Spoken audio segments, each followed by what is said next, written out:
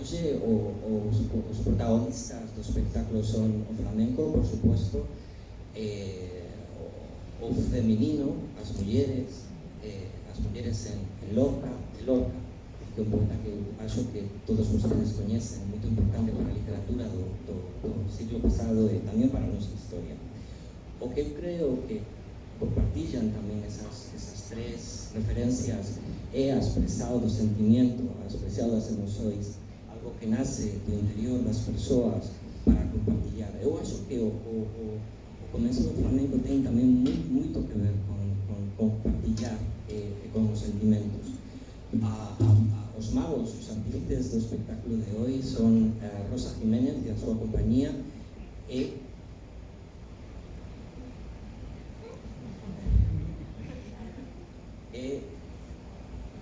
Eduardo Bertuzzi, Lucas de Matos, Marcio Bonetón e João Paulo Drummond.